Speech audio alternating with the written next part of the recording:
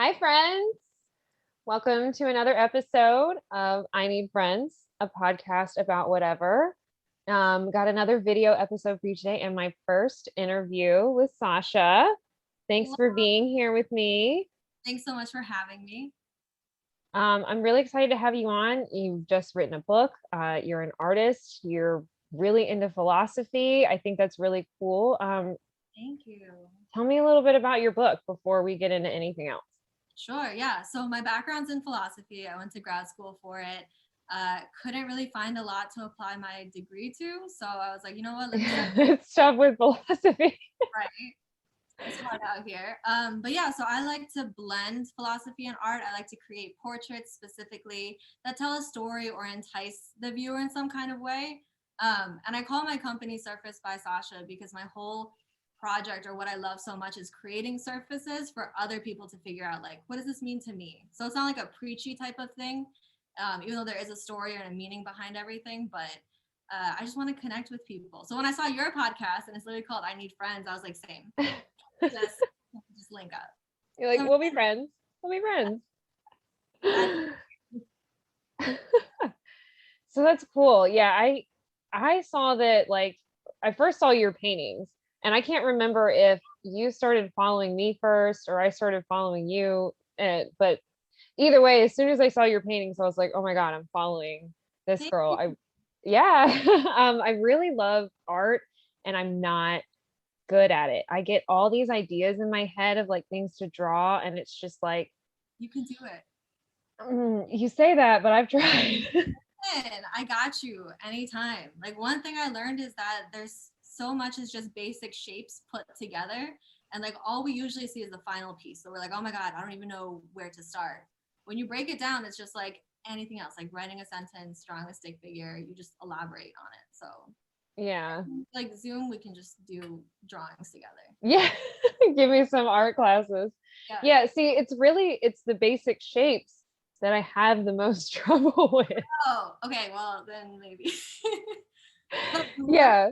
there are rulers, protractors, compasses, like Yeah, technology. see, I'd rather just get a few different colors and do like an abstract where it's like, it's not so aimless. Like I don't like it when people just kind of throw something together or slap something on and then it happens to look good and they're like, oh, look what I did. It's like, I feel like you need to have like some kind of purpose and like, That's a hot take. That's actually like, because in the art world, there's spontaneous art, and a lot of abstract art is just feeling it out or being in the moment. And then there are other people like me who need like 3 to 5 months to like grid everything. But I'm with you. Like, I need the intent. I want to know why you started this and like what you're trying. If you see a canvas as a bridge, what are you trying to bridge between people? Like, I get the argument for spontaneous art, but I gravitate towards like this is a long-term project and intention and feeling.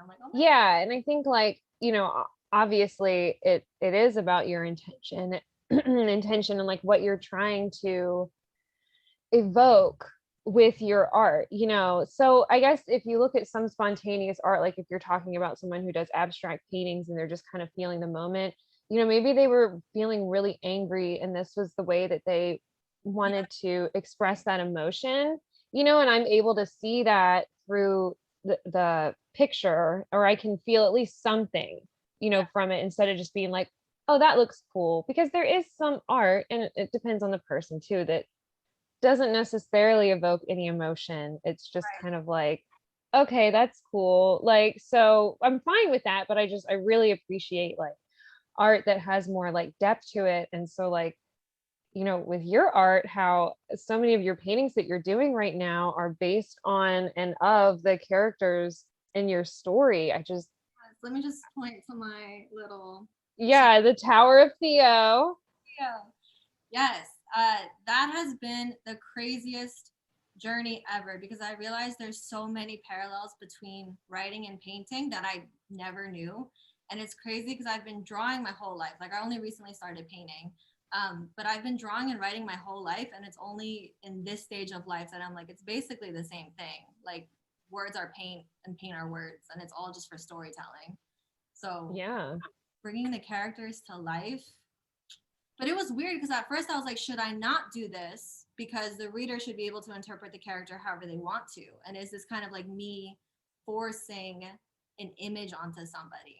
Well, you can do that. It's your story, right? I mean, if But I don't know, like, does that, because I was thinking like with Harry Potter, I started reading it once the movies came out, even though I didn't see the movies. So Daniel Radcliffe has been Harry Potter for me, like the whole time. same for me, but I'm okay with that though. I don't feel like, like, okay, I really liked the first 3 Twilight books, not the last one. Let's And get I I wasn't really into the movies just because like right there with you. like Yep. romance isn't like really my thing. So it's like it's fine in a story. It's a lot different when you're reading about it in a book versus like watching it on screen. So like I had this very vivid image of who Bella was and who Edward was and how they were. And then I really like Kristen Stewart as an actress, but in that, oh God, and it just wasn't what I had pictured, and it just shattered like the story. But like, so, and if you go back and look, there is a very vague description of Bella.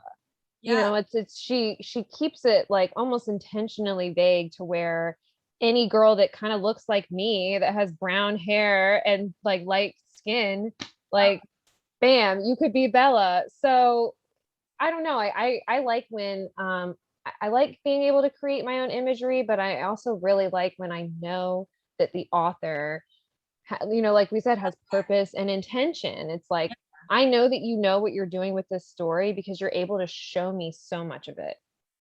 And that's, yeah, with the Twilight, just a quick comment on it. 'Cause I was huge into Yeah.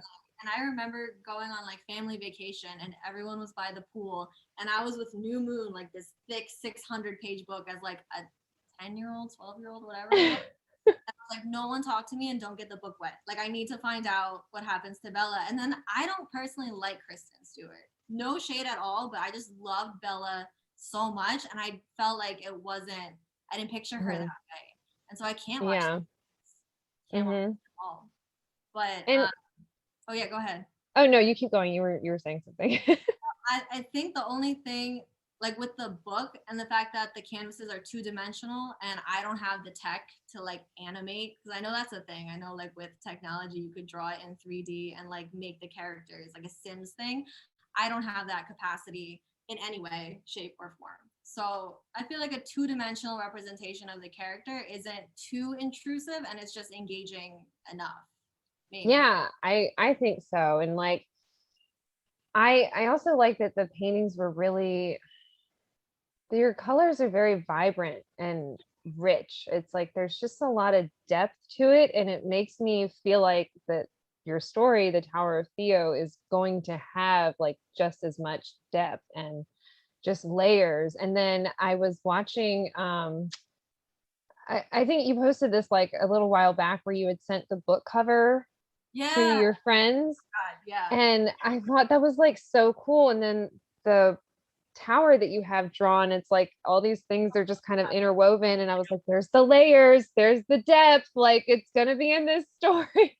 It's so the book cover reveal. So the story begins, and this isn't a spoiler at all, but the story begins like most gothic novels, where it's like a friend that you haven't heard from in so long sends you a letter and Mhm.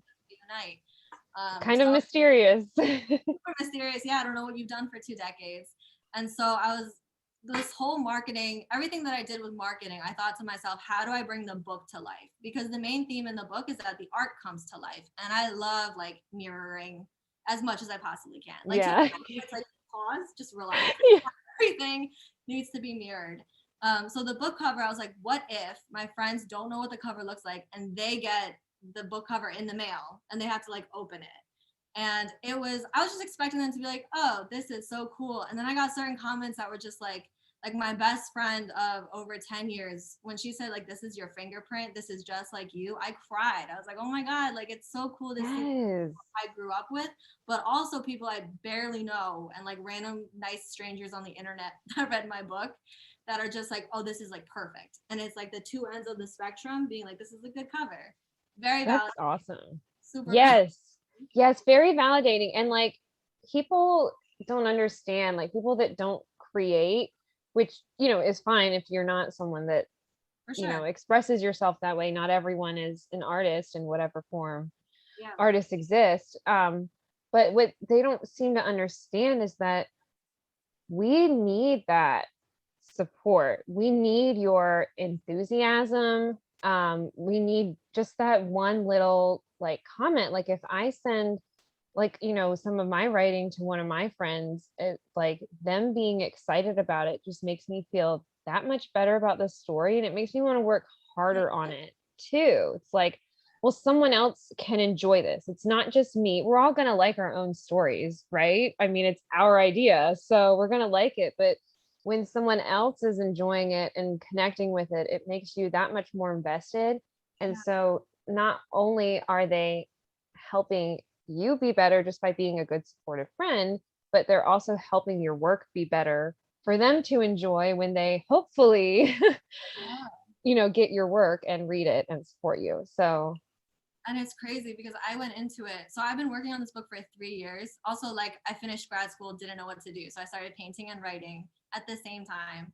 And I love this story, like to the point where it's just like I'm so obsessed that if no one reads it, I still feel like it's a great story. And so when I was sharing it with people, that was the mood. I was like, even if you hate it, I'm so obsessed with these characters and this like the moral grayness, which is my favorite thing. But then to see people of completely different backgrounds who, like I said, have known me in different ways, all connect to different parts too, was just like the most satisfying thing. And that thing that you said about support is so, so true because it's a very lonely feeling sometimes when you're like overwhelmed with these ideas. How do I bring this yes. amazing, Oh. vibrant, vivid image to life? And you really can't. You lose so much when you try to. Hmm. No one's perfect. We can't do, everything to perfection.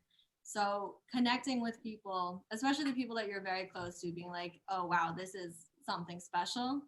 There are really no words for it. Just tears, just like so many tears. Yes. Yeah. And I actually, you mentioned that your one friend had said something about the cover like being your fingerprint, and that stuck out to me too. It kind of like, I was like, so I just kind of like, it might be weird for you to to answer this question and kind of something's going on outside my door. To answer this question and like maybe kind of like brag on yourself a little bit, but I was just wondering if you could like share a little bit what you think your friend meant when she said that that's your fingerprint. So she has known me. Shout out to Christine, my like other half. Christine. She has known me through so much and has gotten me through so much. And what's crazy is I remember sending her maybe the first 3 chapters, and there are a lot of layers. Like this book, what I wanted to do with it, again, same thing with my art, is I have an intention, I have something I'm trying to explore. But ultimately, if I did my job right, everyone will have a different takeaway, everyone will love a Hmm. different character, and it's not just like one static story. And Yeah. the best thing that I mean, Christine has done the world for me, but one of the best things is she picked up on so many symbols that I thought were just secrets for me. Like, no one's gonna pick up on this, no one knows this. And she got everything in the first 3 chapters. And I was like, this is really like a soul friend. This is someone who knows me to my core. And yeah, I'm trying not to cry. I don't know why. I just got so emotional. So when she said even the cover is a fingerprint, it made me proud because I feel like I've always struggled being vulnerable or being like, this is really who I am. Like, I'm super nerdy. I love complex things. I love like being corny, as I told you before we started. Yeah. And so for her to see the cover, and she doesn't know the entire story yet, and just be like, this is your fingerprint, I think that was a goal, a subconscious goal. Like, I didn't even know that's what I wanted to do with this book. And hearing that from her was like, oh, I did something right in this life. Like that really hit me so, so hard. I don't even think she knows this. So I hope she sees this. Yeah, Yeah, you'll have to send her the link when I post it. So that like Christine, watch this. yes, Yeah. this is for you, Christine. Okay. This segment is sponsored by Christine. Um, but yeah, I don't know. I think that that's just really, really cool that like when when you get good feedback like that, when you really expose a part of yourself, when you're putting your art out there, and I think I would say probably because I write and I don't paint because I can't. I think that writing is maybe more vulnerable, and you doing both, maybe you can agree or disagree. But like for me, when I'm sharing my writing with someone, it's like, especially like a fiction story that I've created, not just like, me blogging about something or whatever. It's like an actual story, and mine have, intentions and themes and purposes too. And it's usually me working through something. So when I share it with someone, you're really like showing them a corner of your mind that is not on display ever. Like you're not walking around like with these stories showing, it's like, here's this piece of my mind that can only get out on paper here. And so you're just really being like, you know, yeah. And I have like the first or second page of the book says like all places, characters, ideas are 100% fiction, and if there's any relevancy, it's like pure coincidence, like something. yeah. Just as a disclaimer, because there's nothing that's like 100% a copy of what I've been through, but anything that you write comes from you. So Yeah. like no way to detach it. It's either something that you think about, something you've been through, or something you don't understand. Yes. Yes. I get nervous because there are parts of the book that certain people in my life, when they read it, they're going to be like, but it's also funny because people will be like, oh, you must be this character, or this is like you inserted yourself this way. And I promise you, I did not. Like all the characters are me to some degree. Sure. Yeah. Yeah. They'd like to, yeah. Yeah. I just got derailed because I was like, there are certain people who are going to say that this scene is me, this character is me. And no one is based off of one character. And the characters I love the most are the ones that are really dynamic. Like I don't, static characters are fine. Great Gatsby, shout out to Great Gatsby, I guess, maybe. Yeah, I'm kind of with you there on the I guess maybe. Least favorite book. And I know so many people that are like, this is the best book ever written. I was like, I'm so happy to hear you say that. Thank you. in common. I don't even know how it's possible. But I know people that would metaphorically die on that hill and be like, Great Gatsby is just here. And I think the intention is for sure, or like a timestamp. Like it has its purpose in the canon, but I can name 10,000 books better. Yeah, it's like you read it, which I wouldn't even argue that you need to read it. Like if you're trying to like, it is this part of the canon, but you can leave it out. It's okay if you don't get to it. It's to me, it was just overall a kind of boring, laborious story. I felt like it was so like tedious, like trying to get through this thing. The preface is beautiful. And I appreciate a good preface. I almost put one in, but I was like, I'm in no place in my life to be that bougie. And I'm not there yet, but I want to be, and I aspire to be. Hold on 1 second. My laptop is dying and I need to plug it in real quick. No problem.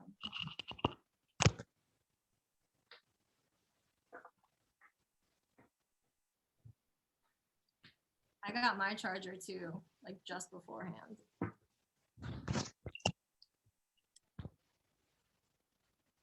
I think I'm going to leave that in. No problem. I don't know what I did. I was like, wait, okay, no, my charger's here. I'm good. Well, if you're doing something weird, I'll take it out. If not, it's staying in there. The Great Gatsby also had a lot of good color symbolism. Like I remember Daisy's yellow dress and the car being yellow, but that's it. And Demetrius wears yellow shirts. Demetrius is one of my characters. I use color theory a lot in my book. So if you like that about The Great Gatsby, you might like The Tower of Theo. Yeah, and I love, oh, sorry, keep going. No, you go ahead. Oh, I was just saying, I love, I love color theory, and I especially love when things are represented by color. One of my favorite Edgar Allan Poe stories is The Mask of the Red Death. Yes! So it's just oh my gosh. Okay. Wow. So that was like one of the first stories that I read that just really just made me like fall in love with like reading about color and letting color be part of the story and trying to figure out what it meant having this color there. And, it's not quite so obvious in that story as it is in some others. I don't know, depending on how smart you are, maybe.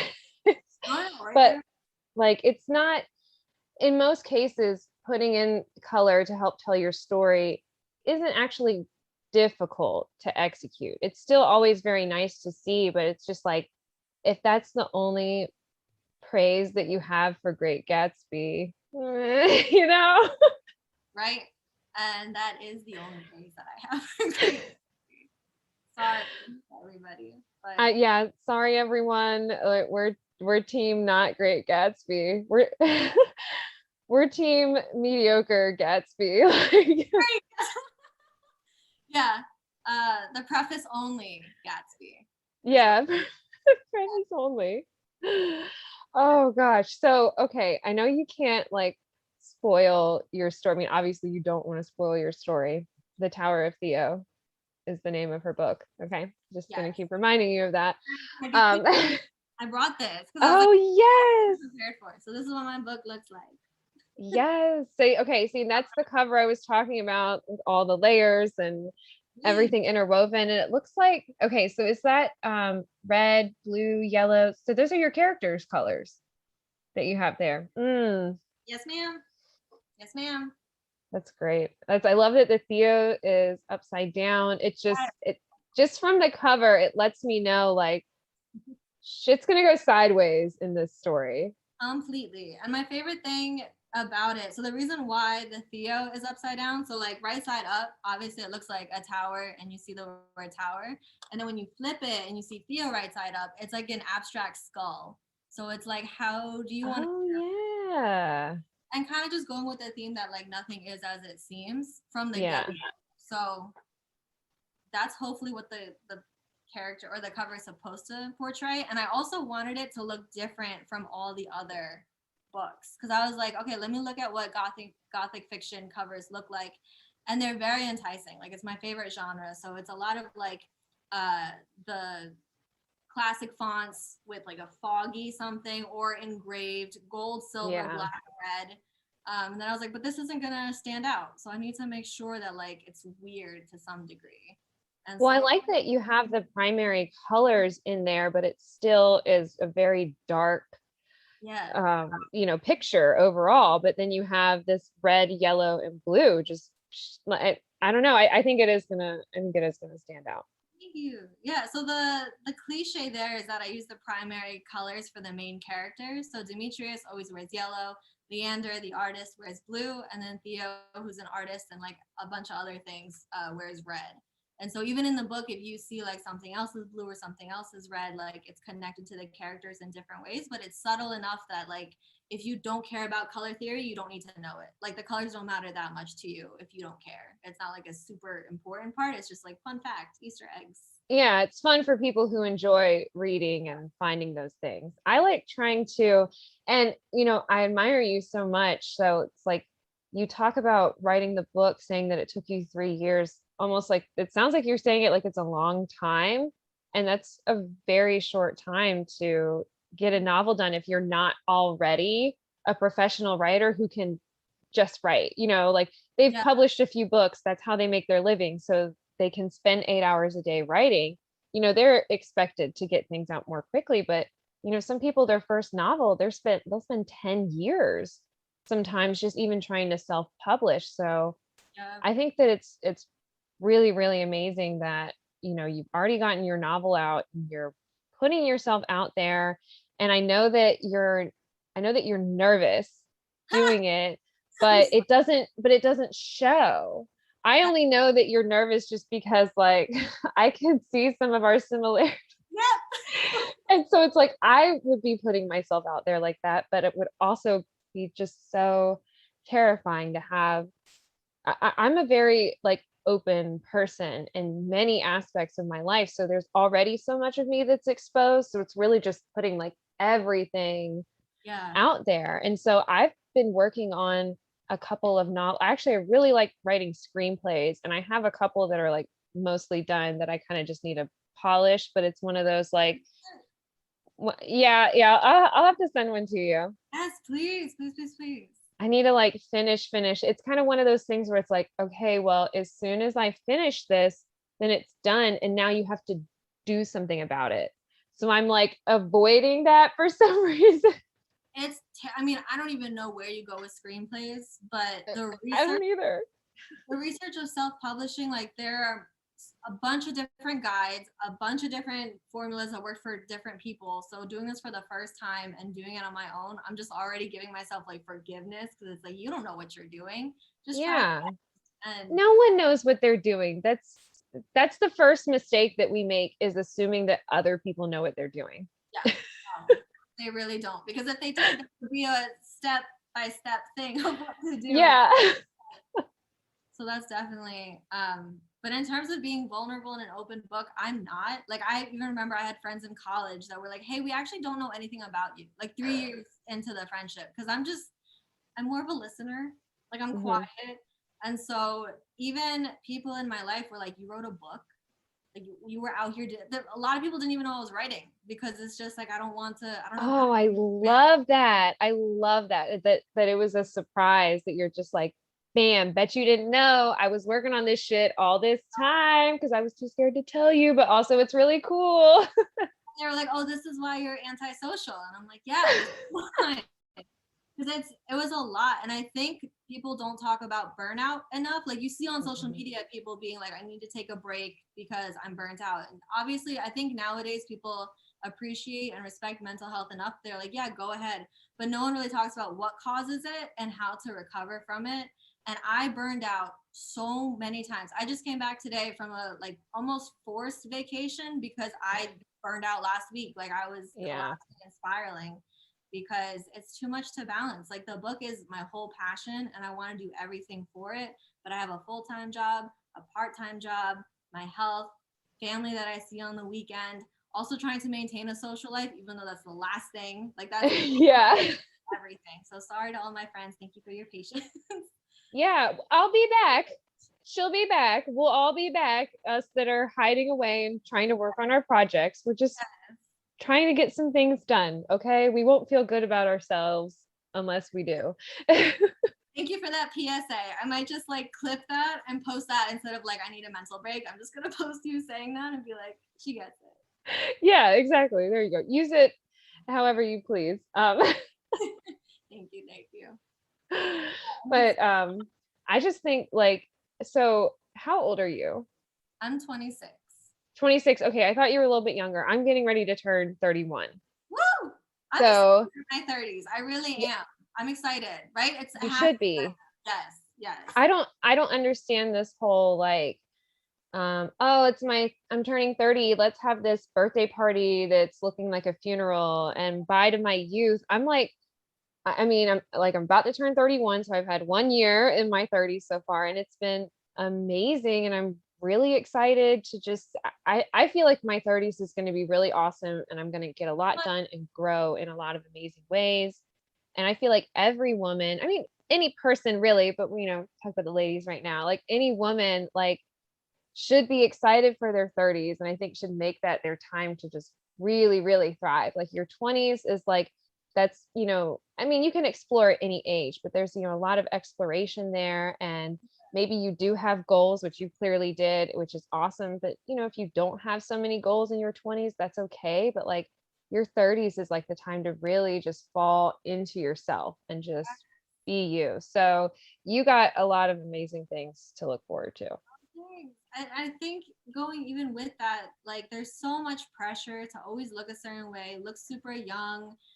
And like even now someone was saying like 25 is too old to be a pop star. Like there was some article like, is Ariana Grande too old because she's like 27 or something? And I'm just like, what are we doing? And because there's so much information being shared on social media, and who uses social media? Not like other age groups. So people are like, oh, I don't want to like get there because then I'm irrelevant or something or other. And it's just like, if it's being fed to you through social media, it's not it.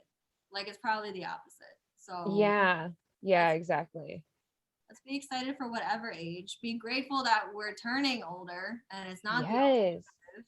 Yeah, I'm convinced that like the human body should not have made it past 25. That's when you start breaking down. So like if you make it to 25, everything else is just a bonus. Every other day is your body is breaking down now. So you're doing it. Try to do it for as many years as you can. I'm here for it. I'm here for it. And Yeah, also excited for my 30s because I feel like my 20s was just so confused. Like just trying to be like the best person, but then I'm You'll like, be confused in your 30s too. That won't go away. there won't be that pressure to be like even as Yeah. I said with the book, like, oh, I don't know the right thing to do. It's like I'm starting now to be like, there might not be a right thing, and also your intention really matters. So like Yeah. you did, that's the my main takeaway with the book is like even if it doesn't succeed, I literally did the best I could. Like I can't do anything more with it. So whatever Yeah. it is, and I feel great, whatever happens to it. Well, and the thing is like you completed it. Like there's something to be said. So like, obviously I love talking shit about movies and I really, really love just getting into them and criticizing them as much as I can, especially like script and stuff like that and how it's written.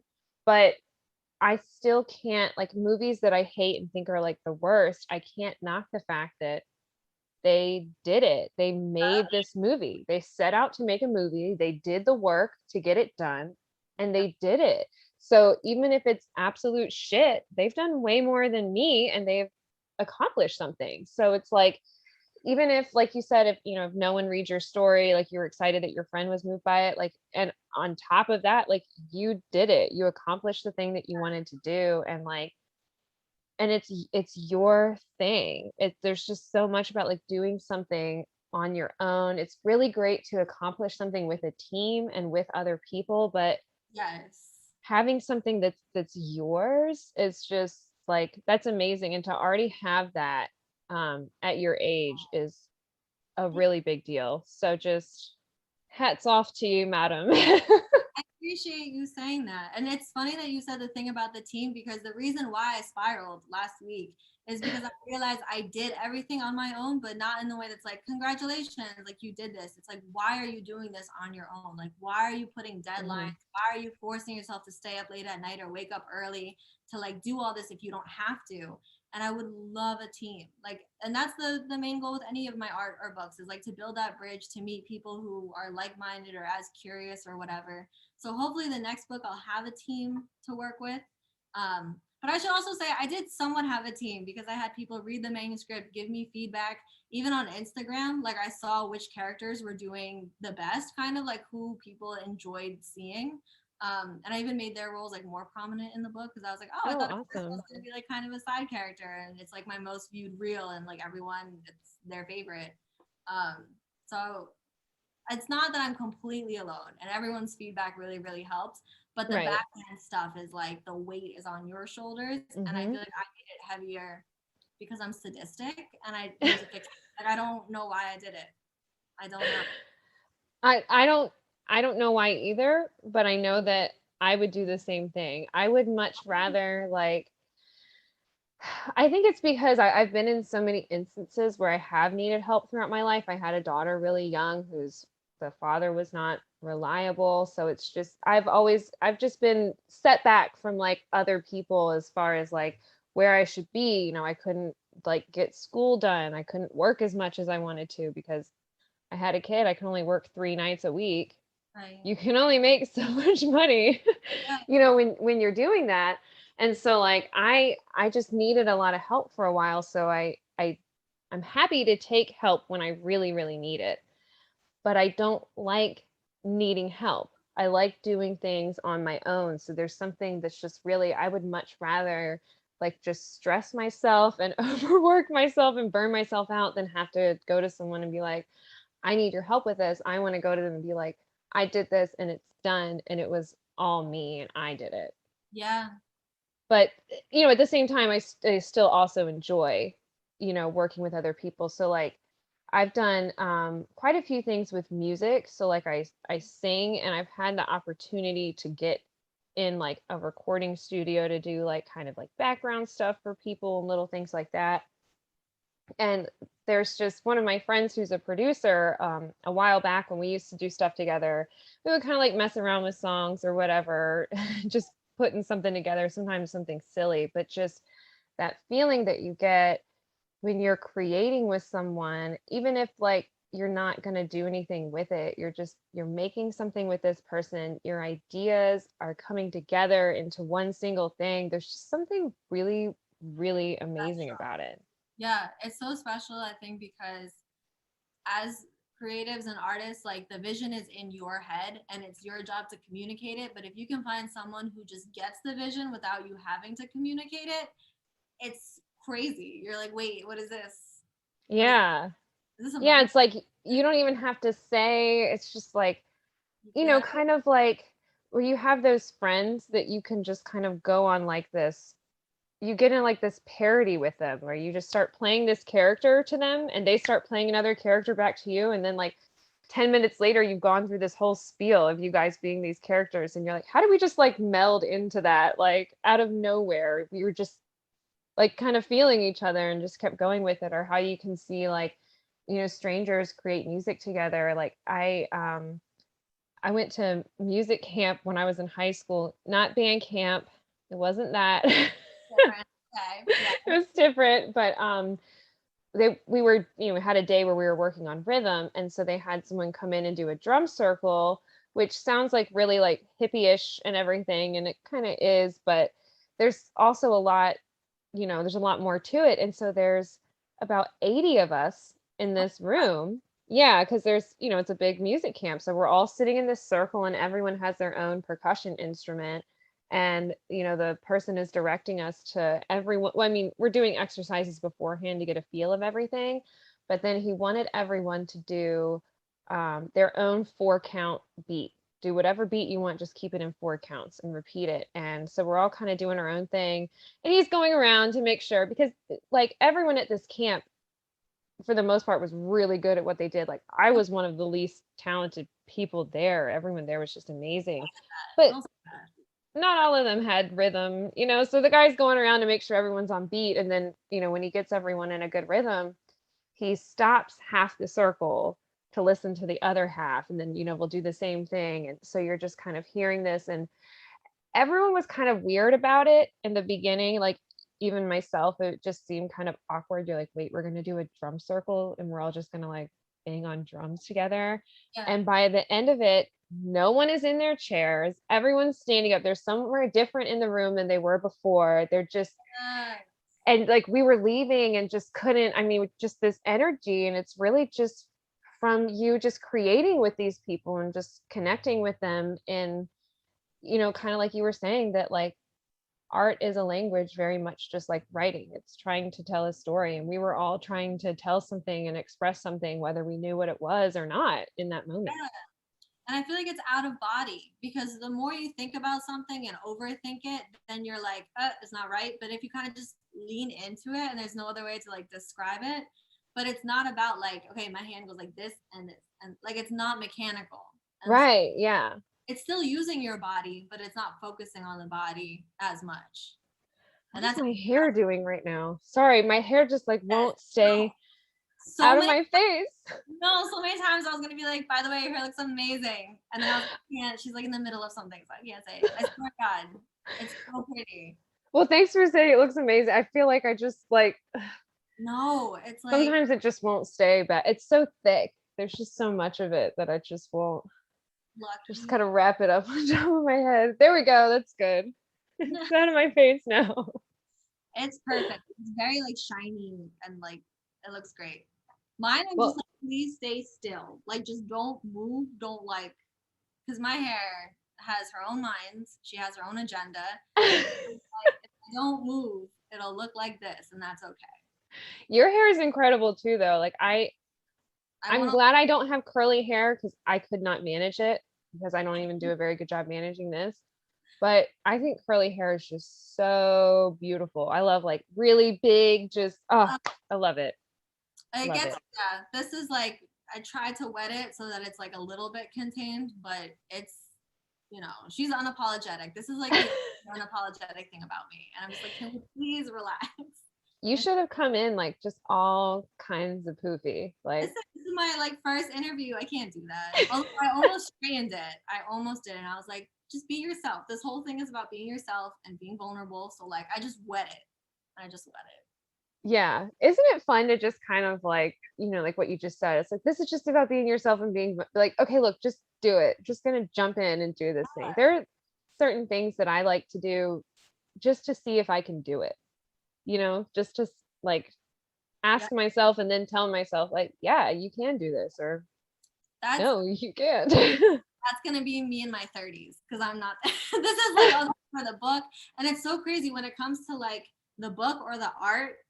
I'll do something for it, but if this was like a Zoom meeting for work, I'm just gonna be my professional self, and like you're not gonna get my personality. Not that I have like the best personality, but I'm very much like there's work mode, then there's like Mhm. art mode, and then social mode, and I'm definitely most me when it's about the art, which is cool. And I just need to find a way to put that energy everywhere else. And for some reason, I can't. I think it's a defense mechanism or some kind of protection thing. Like, I don't want the people I work with being friends. I don't need that. I do have some friends, Yeah. like coworkers, but they know who I'm talking about. Like, I don't want everybody friends with me. And it's Well, just walls. yeah. Bunch of towers. Bunch of towers. Bunch of towers. The Yeah, Tower of Sasha. there we go. It's actually my autobiography, guys. There you go. Yeah. We're anticipating, and I messed that up. You got it. You got it. We're anticipating its release. Yes. Well, anticipate is a new word. You know what? That Creative is being license. Creative license introduced. and intention. You can make a any word you want. We got it. We understand it. I'm here for it.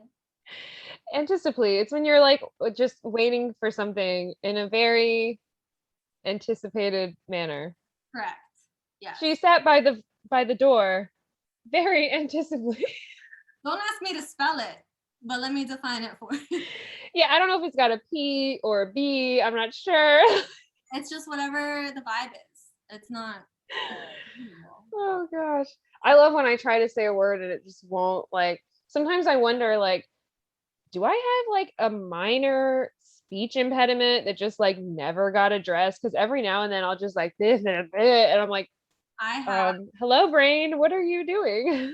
There are like 6 to 10 words that if I don't consciously think about it, I will say wrong. Like for the longest time, I would say understand instead of understand. Don't know why. Still can't really say instrument because instrument sounds right to me. And like I remember my ex always made fun of me because like if there was a word I didn't know, I would just sound it out in like every way possible and still like not figure out what it is. Like if it's a foreign word to me and it's in English, like it would be an American word and I'd be like, I don't know. I don't know, man. I'm doing this phonetically and it's wrong. Yeah. I write, I don't speak. Okay. And that's the other thing I'm so nervous about because like each sentence is constructed over 3 years. So it's not just like this came naturally to me. I can't have any of the dialogues these characters are having, but I have to like sell the book. And then I'm like, what if I say something corny? What if I'm too basic in my rhetoric? I don't know. Like it doesn't match it because it's a very traditional type of narrative. Like I love the old literature, 19th century Gothic traditional is where I'm at. And I didn't want it to sound contemporary, but I'm obviously contemporary because here I am, 21st Yeah. living the dream. So I don't know how to match the tone of my book. That was something I was worried about. But then I'm also like, it is what it is. Yeah, well, and like you said, there's always like pieces of you in your writing. So there's so much of you that's going to be in this book that is in this book.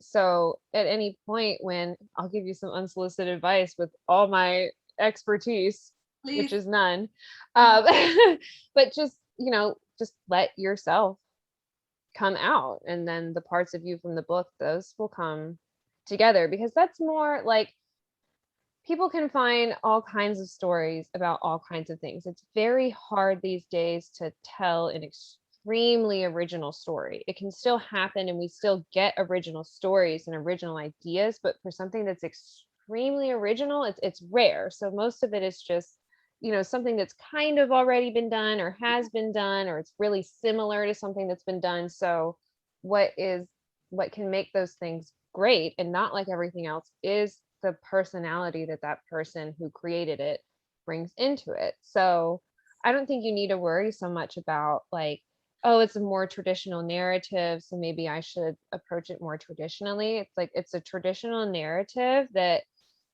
it works and is written for this current time and is written from your perspective. So boom, Thank it's you. you.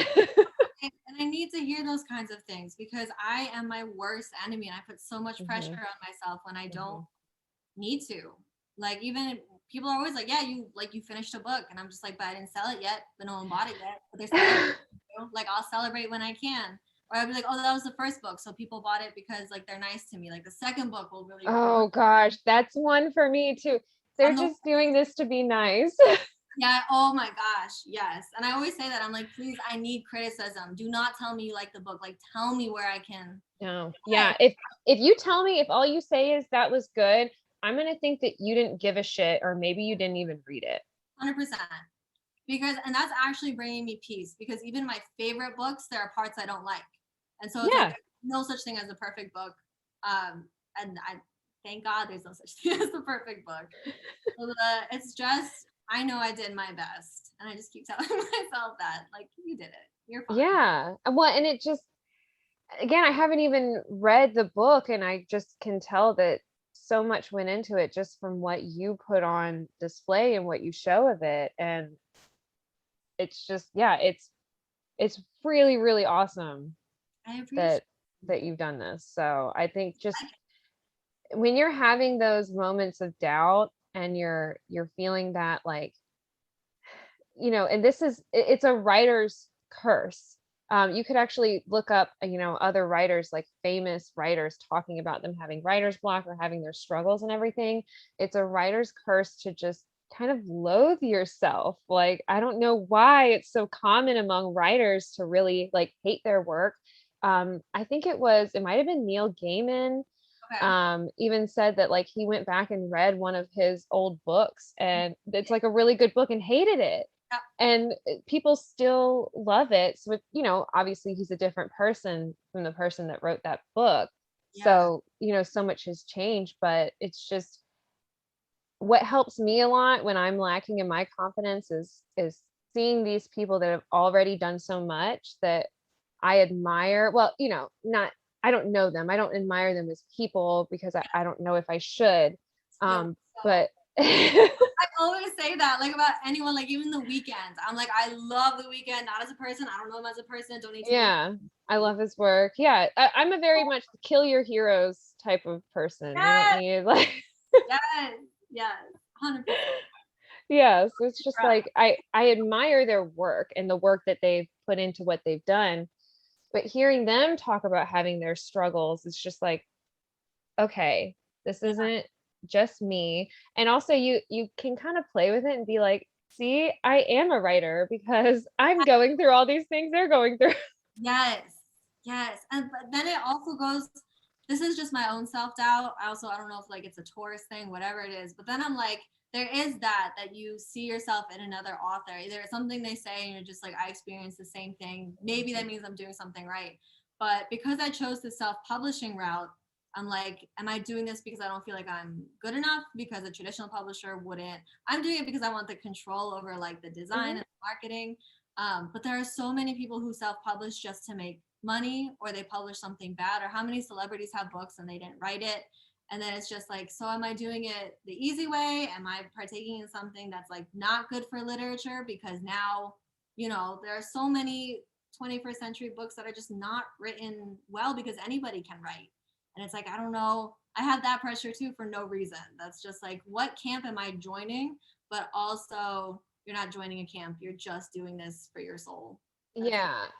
And that's one thing I try to focus on is like, so what other people are doing, and there's really not a formula for right. success. There isn't. There's things that you can do to make you more likely to have success, but ultimately it all comes down to luck for the most part. You need to put in the work, but luck is going to be the ultimate factor there.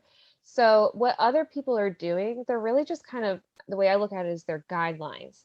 I can reference this and reference what this person is doing if I need to, but really what I want to do is do it my way. Am Yep. I doing it the right way? Am I doing it the wrong way? I don't know. What I'm concerned about is, am I doing it my way? Like Frank Sinatra on that bitch. Like, I did it my way, like that's, I hear that in my head like so much. Is like, I mean, not that might not be like when you actually look at the lyrics of that song. the best reference, but it's also something I need to remind myself. The self-doubt is crazy. I don't know where this habit started. I don't like her. I'm trying so hard to like her, but it's definitely there. yeah. So one of the screenplays I'm working on, you said you're talking about your self-doubt and said I don't like her. Yeah. I actually haven't started like typing this one yet. I just kind of have like notes for it. But it's like basically, so the name of it is Overshadow, and it's basically this anxiety monster in this story that's following this girl around like everywhere that she's going and is overshadowing her. Oh, you get it? Overshadow. So clever. Um, but like everything that she's doing, and it really is, it's her fears, it's her worries, it's her doubts manifesting as this grotesque creature that's Yeah. actually just like this kind of gross version of herself, really, this monstrous version of herself that is constantly antagonizing her and keeping her from, doing the things that she wants to do. So whenever I get that one done, I'm gonna have to send that one to you because I think that Yeah. you'll enjoy it. I think anyone with self-doubt or any kind of anxiety would be able to like relate to it. And I guess, I mean, I don't have this conscious awareness of it, but it was probably partially inspired by The Babadook.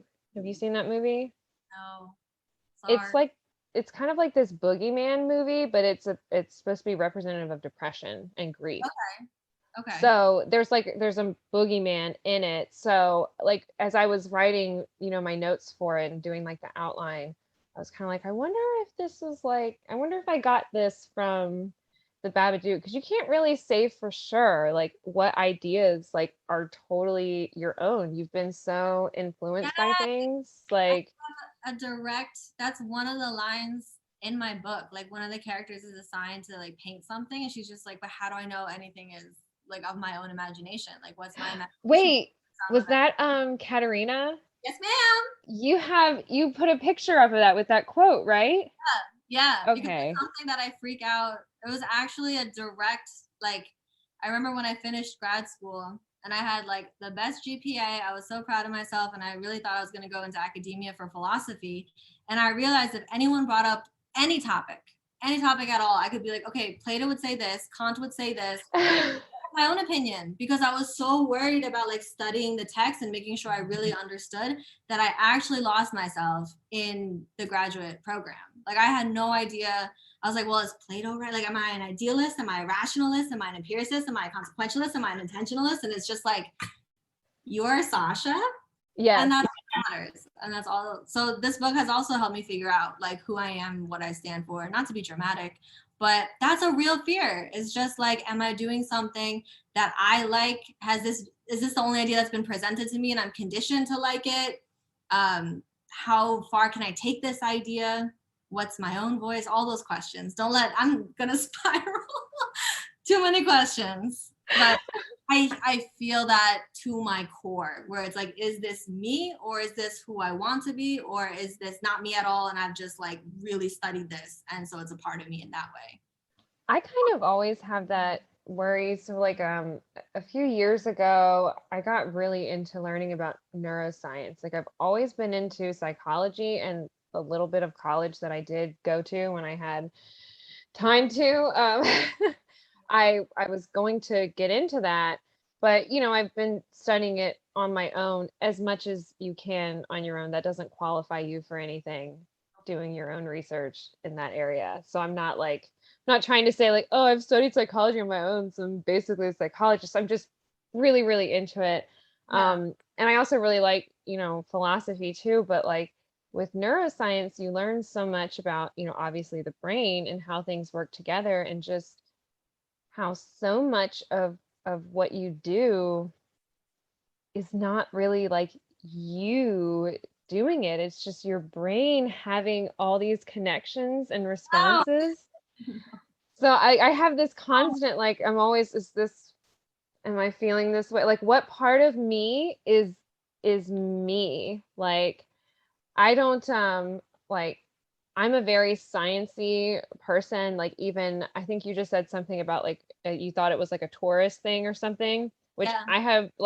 I have plenty of friends that, do the astrology and the signs. Like, I have no issue with it. I'm never going to tell someone like, hey, you shouldn't do that. But I don't really like ascribe to that kind of stuff, because for me, everything is like, I need to have like science, science, science, which might be kind of strange since, I'm such a creative No, that's a beautiful person. combination.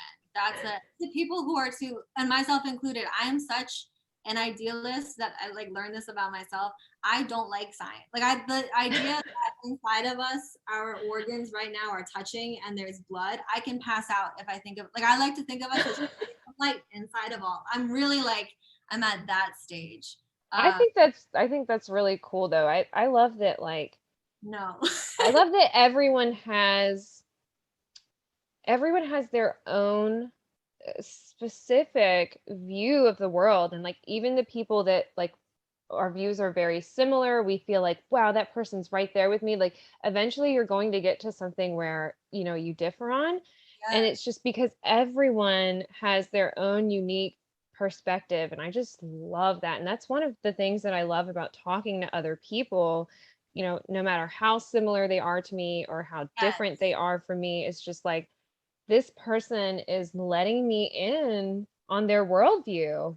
By talking to someone else, you get to see the world through a different lens. And And it's so refreshing because I feel like nowadays it's just about finding people who think exactly the way that you do, and everybody else is an enemy. Like it's very, very yeah, dividing. yeah, like there are some people that I know, like, and I figured it would be okay with you, but if I had said like, hey, I'm not really into astrology, like, do your thing, like, keep doing it, you can talk to me all about it, I just don't believe it, they would get upset with me and like tell me that it was based on, my sign. Oh, that is something a Scorpio would say. And like, it Wait, would are get you like, actually, yeah. yeah,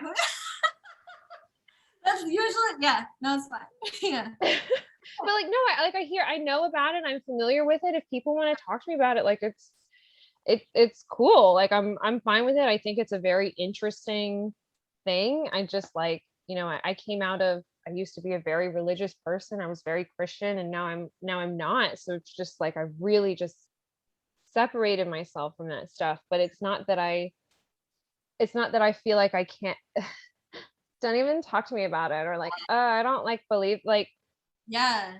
I don't know, like, why is my belief and my worldview, why would it be more important than yours? Like, I don't, it's just my opinion and just my worldview. So it's like And everyone's is just as valuable in that aspect. circling back to Christine, my best friend, she's like a devout Christian. Like out of everyone, I don't know anyone more religious than her, and I'm not at all. Like I'm not Yeah. atheist. I don't know what I am because I was raised Jewish and Russian Orthodox, so it like kind of canceled for me. But I believe in something higher. That's interesting. Yeah. Shout out to my parents. I love my parents genuinely. I have like no text that I go to or no tradition that I like naturally gravitate to. But Christina's still my best friend, and like Mhm. religion, even if we disagree on certain things, it's never gotten to the point where I'm just like ew, or that she was even like ew. No, Yeah.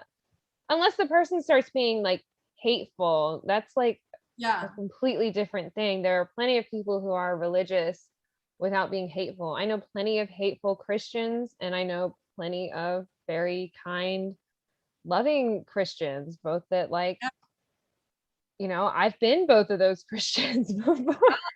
there you go.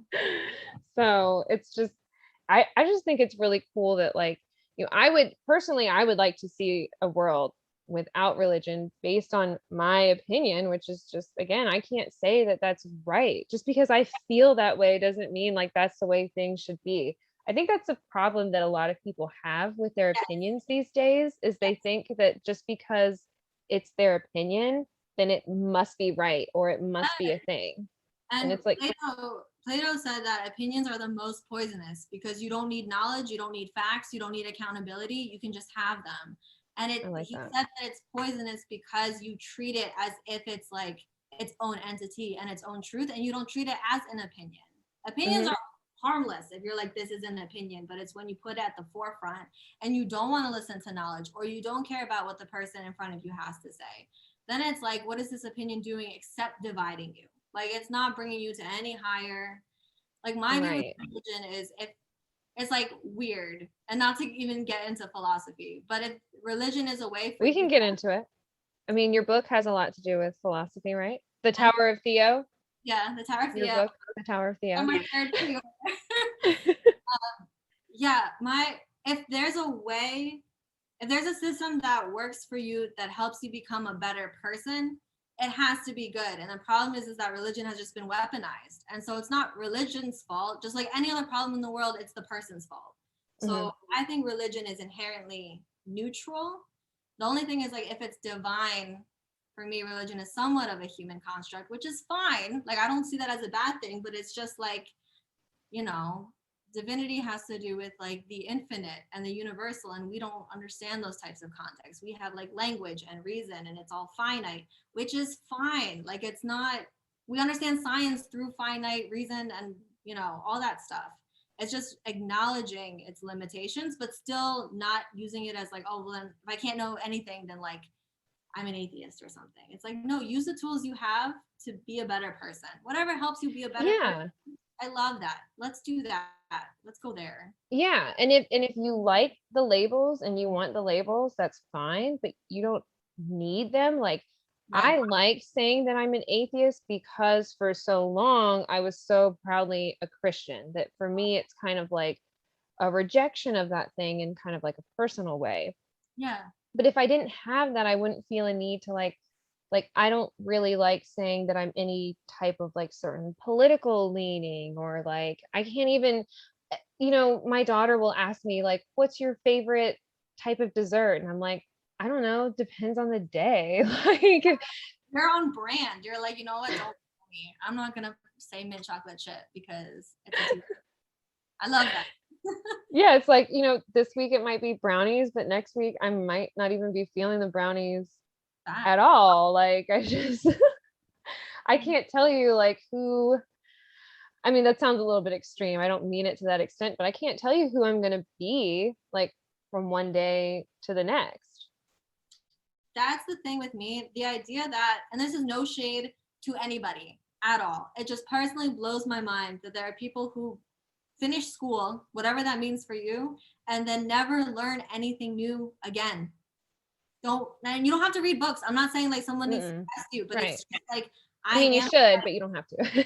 I mean, Tower of Theo, November 3rd. But it just like but it's also maybe my own self-doubt and critiquing myself. It's like, I can always do better and I want to do better. And it just shocks me that people think that they're all done, like at a really young age. And it's like, no, but you could do better. And isn't that like enticing? Isn't that appealing? Like, there's so much more. There is so much to learn, and there's something for everybody. And it's just like, you're really sitting here with your opinions on your couch, and then you go to the grocery store and yell at people about your opinions that you made on the couch, and then you go back to your couch with your opinions, and that's just and then it just keeps going like that. And then that cognitive it makes me genuinely sad, because it's just like, again, going back to the idealist thing, like, I truly believe that everybody has, I don't want to say a purpose, because then it's just like this weird predeterminism fate type thing. I know what you mean though, because I'm the same way. A purpose, like, there's like something you can do, like you can evolve, and it's like, you may not even know what that looks like. Doesn't that spark some kind of a curiosity in you? Like, yes, isn't that so exciting that like you don't know who you're going to be in 5 years, and you get to figure it out. That's so awesome. I would so much rather communicate and befriend someone who has no idea who they are and there's like figuring themselves out, as opposed to like, yeah, I know everything. Ask me anything. I can play devil's advocate. People who play devil's advocate can like exit stage left, is how I feel very strongly. Yeah. Like, don't be closed-minded. Don't think that you know everything, and don't weaponize religion. Don't do it. Yeah. Yes. So, you know what, Sasha, good words to live by, brought to you by Sasha. By Sasha. We love to see it. Wisdom from Sasha. Sasha is going to be the next great No. philosopher. Wow. So look, Hey. if you really love philosophy, so I know you've read a lot of different philosophers. Do you ever have moments, because some of the things that I read, especially because I didn't get much into philosophy until later on in life, because as the type of Christian that I was raised as, I don't mean to say all Christians are like this, because they're not, but the type of Christian I was raised as was that your only knowledge should come from the Bible. Mhm. So it's like, philosophy, science, that was out. Like, don't even mess with that. So I didn't really get into it until like an older age, but just some of the things, even from some of these amazing philosophers, are just like, yeah, that seemed kind of like a given to me. Like, you needed to write a whole chapter about this. People need this like explained. And you kind of have to like almost remind yourself that, kind of like what we were talking about with the kill your heroes thing. And I'm sure that you already, do Kill. this. It's just like you kind of have to remind yourself, wait, this was just another dude. He's said some great things, but I don't need to be intimidated by these words or by his knowledge, because he was just some other guy, really, who had these thoughts and was able to put them on paper. And guess what? I'm just another dude, and I have thoughts, and I'm gonna put them on paper too, and maybe people will like them. That's like what I love so much about Western philosophy. And I want to specifically say Western because Eastern is a completely different discipline and I Yeah, don't know enough to like talk on it. Western, I feel pretty sure. comfortable talking about. Yeah. But what I love so much about it is it's just a conversation that's been happening for centuries. Like no one has gotten it right because if someone got it right, there wouldn't be people like speaking after it and or that person. And this turns people off from philosophy because they're just like, well, it's just a bunch of opinions. And the reason that's wrong is because philosophy literally means a love of wisdom. Like Hmm. you're seeking Yeah. something virtuous, something bigger than yourself, something that you can't 1 plus 1. And the analytic philosophers are going to be like, actually, there's math in philosophy. And to them, I say, no. But the idea that like you're not seeking knowledge and there's the sciences and we love the sciences and we respect it, but questions like what is beauty, what is the right thing to do, what is love, what is the meaning of life, it gets answered in different ways based on the historical context. And it's just Hmm. so fascinating to see how one question changes throughout time, but then some things like I would say something Socrates said like would stick throughout all of it all of time, Yeah. or everything's like a footnote to Plato or something like that. And it's just amazing to see these little glimpses of like, okay, this 21st century philosopher said that, but they got that from this person. Yeah. It's almost like a puzzle or a mystery, and you're like, oh, I'm like connecting the dots, and it's so much fun. Yeah. And it's That's like this thing built into this, and this yeah, person had this idea because this person had this idea. And would they have had that idea if this person hadn't provoked that thought? And yeah, it's just really interesting to think about. And like, yeah, I like looking at philosophy, kind of like what I'd said before, is like when I look at what other successful people are doing as guidelines. I don't need to follow all of it. I don't need to accept all of it as like this is how it is or this is how it needs to be, but here's some great guidelines. And also it's going to make me think about something in a way I hadn't thought about it before. Like, there's a lot of so you talk about like being like philosophy being in like, art and writing and all kinds of stuff, and how all of those things kind of work together. And like, as much as I love science, like I would say that you could throw that in there. 100%, Um, huh?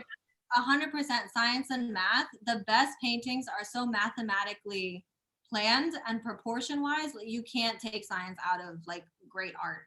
Yeah, and there's just so much that like they've both inspired each other over the years. There's this book that I read a while back, and I can't remember the name of it. I think it was called The Art of Wonder.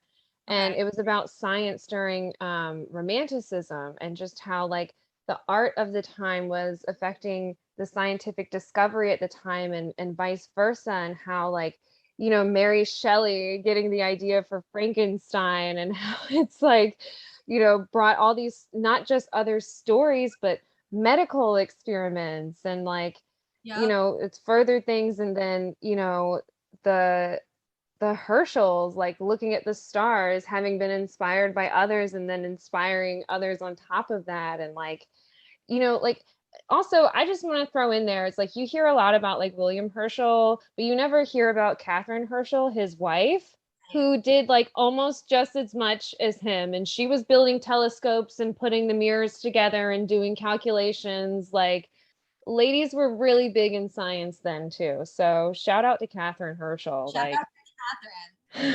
Yes. Catherine and Mary Shelley. Shout out to both of them. yeah, yeah. So I just think like there's so much, to me, there's so much beauty and wonder in science. Also, it doesn't always have to be so you know, calculated. Like, you know, I brought up like the neuroscience thing and was talking about how there's all these connections in your brain. And it almost seemed like you didn't want me to say this, but like, Yeah. you know, I'm not necessarily convinced that we have free will. There's a long discussion that you can have about that. That's a big mix of like philosophy and science, and talking about like, you know, the fact that like you wanted spaghetti for dinner. It's like, do you want spaghetti for dinner because you consciously made the decision to have that desire? Or Yeah. were these things just firing off in your brain that led you to then want spaghetti? So it's like, how much at that point is like, you know, where do you find, there's so much you could get into that with like it's a scientific exploration, but that you can't just explore it with science. Like you need that wonder, you need the discussion. Like I listened to like this 12-hour lecture, I mean over a period of time of course, but just talking about free will versus determinism, and then the people that fall in between. And just you just keep going back between like, here's what a scientist has researched and here's what this I philosopher love says. And Yes, I love those types of events. Yeah. yeah, it's just, it's awesome. Actually, I did that on, it was something I downloaded from Audible. Oh, if you I want to think it was like the great courses. Yeah, I can send it to you. good, listen, I can talk Yeah. about free will and predeterminism. Like, don't open that door for me, because we can go there. But I've never, like, I remember specifically I was talking to someone and he seemed nice, like he was cool, he was fine. And then we got to this topic and he was just like so upset with me because he's very much like a rationalist science.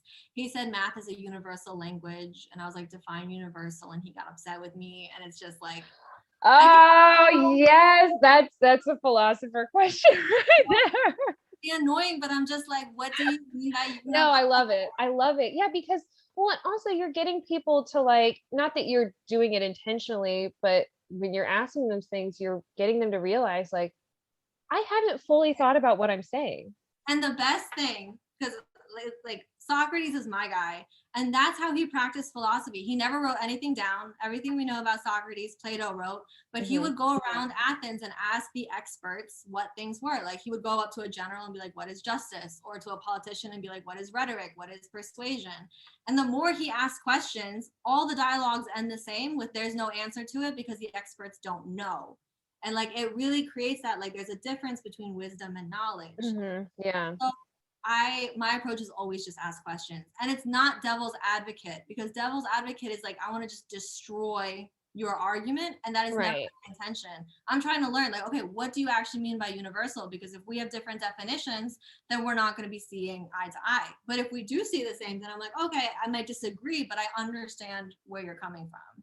Yeah, people get really upset sometimes when you ask them to clarify what they mean, because like Yeah. words have specific definitions, you know, that are documented that we can reference, but they also have meanings outside of those definitions that are commonly used. So They I change. might yeah, and they change, and it might mean something different to you based on how you were brought up or how you've heard that word used than Yeah. it does to me. And I could be thinking that you're talking about a completely different concept. So we're sitting here having this conversation, not seeing eye to eye because we're not talking about the same thing, because we didn't even define that. And so it's The like when I terms, try to define that from the beginning, people are like, why are you asking me this I'm just trying to make sure we're on the same page. if you knew what you were saying, you would have a response. And so as soon as someone's like, why are you asking? Because you don't know. And now you And got I love when people catch me in those all the time. moments where it's like where I'm telling them something like, well, what does that mean? And I'm like, huh. Those are fun moments because I'm just like, wait, now I have to explore this. And it's either you were wrong, so you learn something new, or you're just like, no, I know what I'm saying, and like I'm still here. And it's I love that you said that. Okay, that's one thing that I do with my daughter is like if you're wrong about something, that's fine, because now you just learned something new. that's cool. Like learning's awesome, man. It's so Yeah. underrated. But it's Yeah. also scary because it's like who's teaching you? Like that's what I had to deconstruct so much from our school. Let's not talk about our school system because I'll just our public school system. But there's so much, like when people say learning is really unlearning, a lot of it is that. Like that's why you have to keep an open mind, and people with closed minds, I'm like allergic to those people because there's no reason to have a closed mind. How do you on your like X amount of years on earth know so much to be that confident in yourself? And we as humans too, as conscious humans, these primates that are walking around and driving cars and building things, it's like we're babies essentially. Like Yup. the earth is millions and millions of years old, the universe much older than that, and so we've had all these things evolving over this long period of time that we as humans we really cannot fathom like how much a million years is, especially because like we tend to look at our brain looks at things in units and sections. So it's 1 million, it's 1 billion. Right. And when we're thinking about those things and saying it in those words, it doesn't seem that much different. We know in our minds, like obviously 1 billion is more than 1 million, but how much more is insane. So it's like this earth has been around for so long and we're just a little blip, and then the consciousness is an even smaller blip, and so we're really just test driving this thing. Right. And then but we're also like all a part of it at the same time. Like we're not outside of it. We're not just like here for a moment and gone. It's like we're really for sure. Yeah, it looks like how we're still, I mean, animals that were walking this earth, millions of years ago are still a part of hot take. Our lives now. Yeah. Hey, they're fueling our vehicles. Okay. Yeah. Maybe they shouldn't be. I know. But they are. Yeah. No, they're definitely, I mean, it makes me really sad that the humanities departments are like less funded and there are less people studying it because it's not as practical. But as you said, it's like everything is so overlapped and intertwined that the humanities with the sciences together is what brings a holistic point of view. There's no way that you're going to know everything, not even close, not even a smidget. So to best equip yourself, if you're someone who loves learning and is curious, you need to have different facets and interests, because like even like when I'm teaching philosophy, I say like, okay, you're not going to be philosophers, you don't love philosophy, fine, but it's going to teach you how to see different perspectives, communicate your ideas, read almost in a different language, because each time period they wrote so differently. Like in the medieval times, the Christian philosophy, everything was written to God. Like Aquinas was like, hey God, I have this question, thank you for giving me this answer. That's his whole work. He wrote like 3,000 pages with that type of approach. And then you get to like the rationalists or whatever with Descartes and then Kant, and they're very formal and almost dry, because they're like exploring, maybe not as much Descartes, but like Kant is so dry and so technical. I'll never forget, he has one chapter in the Critique of Pure Reason called Nothing. So Kant in the Critique of Pure Reason wrote on everything. He was like, let me see everything that reason can understand, and wrote on it. Like the guy did his thing, for sure. Kudos to him. Sure. Misogynist, sexist, because it's like, but for the writing. He might have been a little full of himself too, but he was wild. But it's fun to teach. But he has one chapter called Nothing, and he has 7 definitions of different types of nothing. Like quantified, like 0 as nothing, Mhm. spatially nothing, conceptually nothing, feeling nothing, space nothing, time like, and I'm like, you took a concept that should be no thing and made like 7 things of it. And it's Yeah.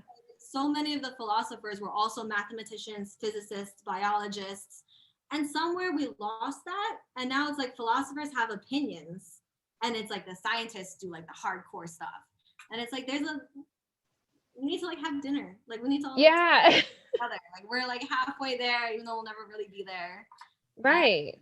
yeah, we can Yeah. have this kind of Well, conversation. and that's kind of cool too, like as scary as it is to know that like you're never going to have all of the answers No. that you want. And it's actually really, really fascinating. I get like, you know, obviously like the the finality of your life, the fact that you're going to die is like it can be a very sad thing, but it's also like, you know, you're doing your part in this circle of life. The Yes. people before you have come and gone. Now you will come and go, and people will come after you. And I get so excited to think about what the people who come after us, or I'm going to be dead and know nothing about these people, what are they going to discover? I'll never know, but it's so exciting for me to just like to wonder. And it's some people, I feel like they need the answers in order to like have that fulfillment. And I think like you can find a lot of fulfillment just in wondering and searching.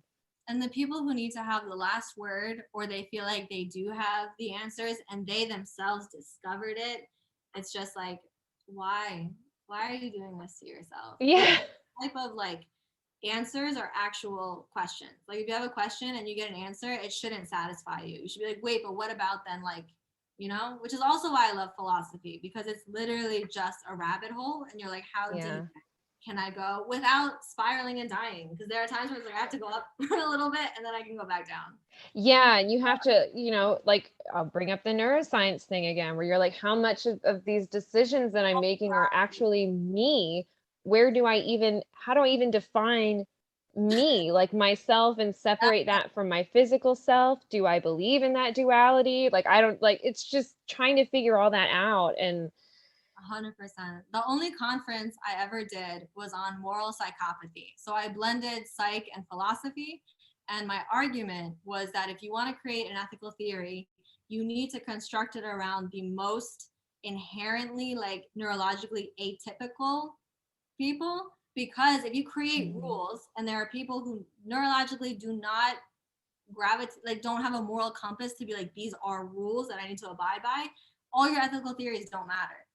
And so I was just Mhm. like, how do we approach? But I was also like, and I'm still into like all the serial killer documentaries. Like I'm very much, let me learn everything I can to protect myself out Yeah. here.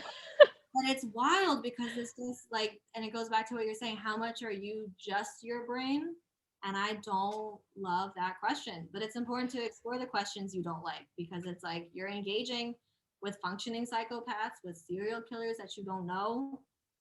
You is a show Yeah. on Netflix that's popular, so you know it's like it's relevant in some way. Yeah. Oh, I love you. We actually binged the third season this past weekend, me and my boyfriend, and I really I like the first season of that show. There's something about like the aesthetics of it that I just like. I'll watch it again and again. I just like the vibes. Yeah, Second season wasn't as good. Third season got better, but um wow, I can't think of the actor's name now, but the guy that plays Joe, yeah, what, Penn Badgley, that's his name. yeah. The guy that plays Joe, he was talking about how like, you know, when the first season came out and people were basically kind of like praising Joe and saying they wanted a guy like Joe, and he's like, No, no, please don't admire my character. Like, there were literally girls at Ted Bundy's case throwing themselves at him, being like, "Oh my god, he's so hot," and it's like he's yes. on There are trial. still people in love with dead Ted Bundy. Like, Just, but I will say, so this is me outing myself. Have you seen Hannibal? The show like on Amazon with Mads Mikkelsen. no, because I like the movies just grossed me out. This show, I do not recommend it for anyone watching. This is not me being like, watch it. It's my favorite show of all time because it is such, but it destroyed my brain. Like in such a way, I became numb to so many things because you're rooting for a cannibal, and you're like, Oh, okay. fascinated with a cannibal. But the thing with Hannibal is that he's artsy. So when he like kills someone, he makes it like such a display.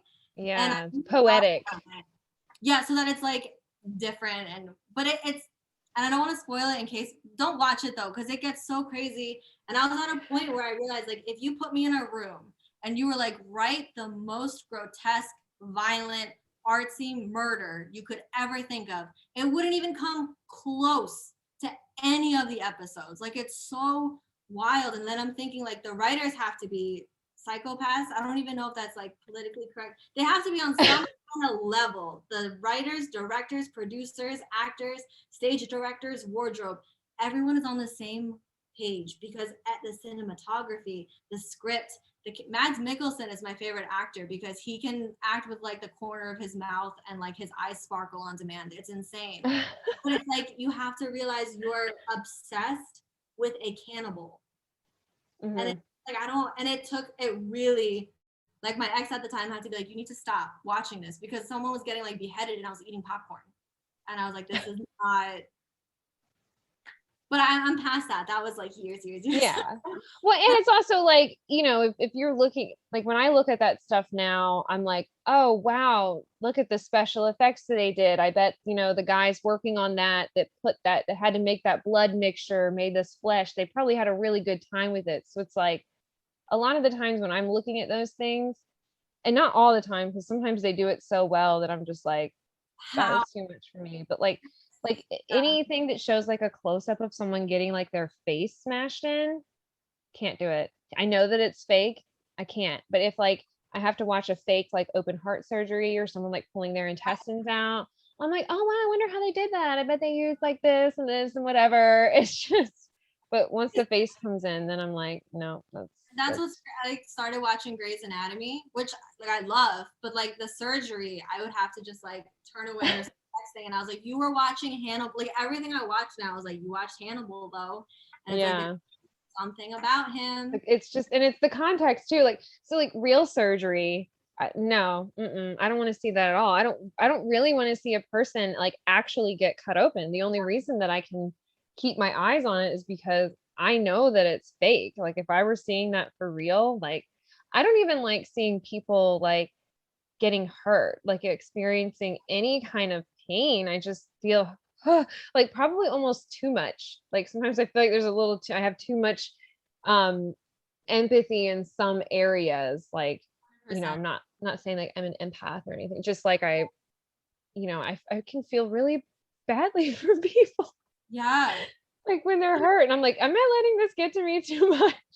No, and there's a real conversation going on right now about whether or not assault needs to be shown on screen. Like how much does it really, move a plot, or how much can it just be inferred or said? Like, why do we have to watch it? What is it? The screenplay that I'm going to send you, it Yeah. opens with an assault, Okay. but it's off screen Nice. because you can portray that without showing it. I don't know why. Like I just recorded and I think I put out like last week or something my Watchmen episode that I was trying to do for such a long time that ended up being an hour and a half long. Um but there's a scene in the comic and I talk about this in the episode. So if you've listened to that and heard this again, oh well, you'll be okay. Yeah. But there's an assault that happens in there or well, it's attempted. And in the comic, it's very brief and subtle. It lets you know what's happening, but there's more of the guy like actually physically hurting the woman than there is of him trying to Yeah. make moves on her because the author and illustrator just didn't want to put that like full on display.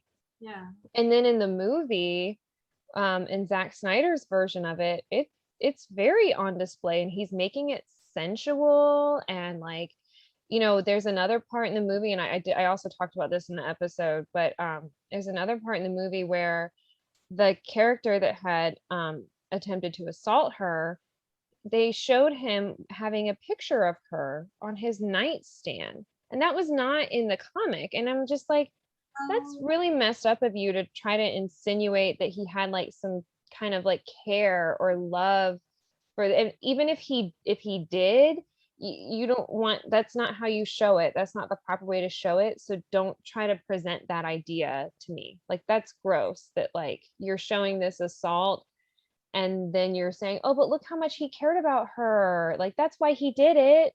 Don't even. Don't even. No. And yeah, no, that's not. I'm trying to find a way to like say it without. No, I don't even know if I can. But yeah, just don't do it. Just there's no reason to do it. And I think what freaks me out the most is that when it's in a movie, like again, same thing with Hannibal, there's so much thought and intention and time given to this. And people, so many different people involved. People, and then you're watching it, and then you have to edit it, and then you show it to people, and then they watch it. And it's just like, that's like going full circle back to art having an intention is like, why? And it's money. We live in a capitalist society, so there's so much money that you put into seeing this scene, and it's not like every single thing has to be like Shakespeare and great and but it's like, what are we doing in this specific moment? How necessary is it? And I'm trying to think of an example where it's like we need it. It was just so part of the story, and I really can't think of. I think it's very rare that you actually need explicit violence and gore. Like, sometimes you do need to know that it's going on, and like there is something about like, if people haven't witnessed it themselves, something about seeing the severity of it can kind of change their perspective. But that's going to be such a small percentage of people to try to say that that's your reason for portraying it. It's like, if you talk about a sexual assault, most people have a general idea of somewhere on that broad spectrum of what that could look like, what it might be. If you're talking about someone getting their head chopped off, we all kind of have a general idea. I don't need to see it explicitly. If you show me on screen an axe coming up and then coming down and I hear a right, and it's black or something, and like, right. I have now figured out that this person has gotten their head cut off and you didn't. So yeah, it's like, what was the purpose for you to put this in here? What were you trying to achieve? Do you ever like see some movies or something weird in TV shows, especially something really strange with a woman involved, where you're like, that's someone's fetish and they're just putting it out here on full display thinking that they're hiding this? Yeah. I also work in academia, and I see that too. Like, certain professors work in a certain field because they have like the humanities is going to have like different types of subjects or countries of whatever focus, and it's like, you're teaching this because you have. And it's like, it don't even, even something as simple as like, I think the movie's called Something's Gotta Give, with Jack Nicholson and Diane Keaton, maybe. Yeah. So Jack Nicholson first dates her daughter. This isn't a spoiler either, but she's like 18 and he's 60. And that feels weird for me. But like back then, it's like, and then he falls in love with the mom because she gets him more. And I'm like, I wonder why. Maybe because it's on a 50-year age gap. Yeah, like, maybe because her frontal lobe has been developed for some time now. And it's just, but they show like lovemaking scenes between like this 18-year-old girl and Jack Nicholson, who's, great actor or whatever. But I'm also like, and then people are like, well, it was, times, and like, this is real life of that. I hate the thing. It's like, okay, so cool. Good. Go watch some women in the 60s and 70s talking about, their liberation movements and the way they felt, and then come to me about time, because like 50 years ago they were talking about this. Whose time was it? That's my question. Yeah, it's kind of like, not that we need to get into like slavery, but when people, it was more common at the time. I'm like, well, I'm pretty sure the slaves at the time knew that they didn't like it. And people knew. It's just, and that's the other thing, going back to like learning. Like, let's say that you're really ignorant and like you love this movie and it portrays a certain group of people in a bad way. There's a way for you to be like, I acknowledge that I shouldn't like this movie, or I like it, but it's problematic or something. But to just be like, this is the best movie and you can't tell me otherwise. why? Like, it's just a movie, it's just a Yeah. book, it's just a painting. So many, I'm sure, like painters were, not kosher in certain ways.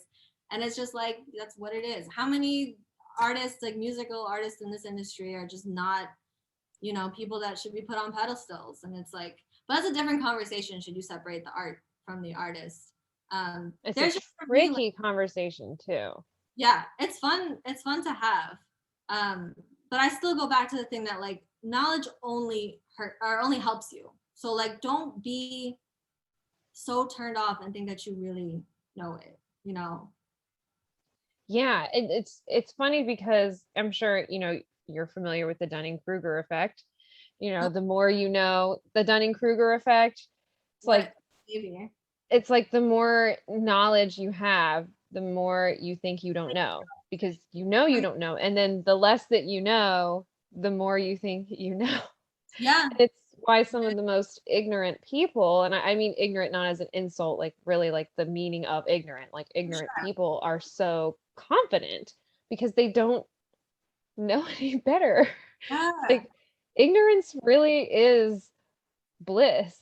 Sometimes I wonder if I might be happier if I didn't know all these things that I know that lead me into these like existential crises, like Yeah. Yeah. Yeah.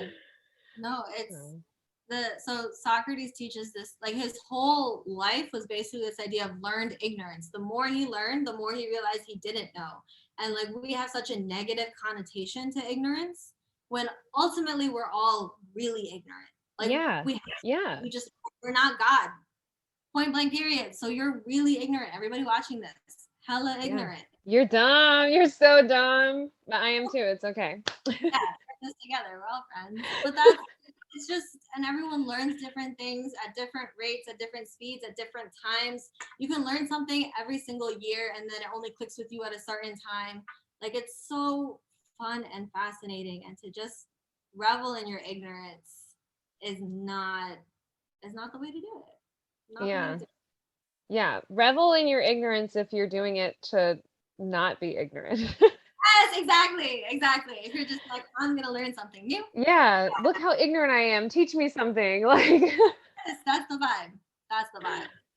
but yeah, I used to like really be afraid of being wrong, and it kept me from speaking up so much, like not just like giving an answer in class, but also just speaking my mind about certain things that like really try to like instill in my daughter like it's okay to be wrong, it's Yeah. okay to disagree with yourself 5 days later, like all Yeah. of that is okay. Like I'll go back sometimes and like even as I go back and listen to my podcast episodes before I post it to make sure everything's okay, which is weird, like listening to yourself like 3 different times. But then I'll Yeah. also go back every so often and just I'll pick like a random episode to listen to just to like see if there's anything I want to critique and be like, okay, I wish I would have done this differently. So the next time I do an episode like this, I'm gonna, do this or whatever.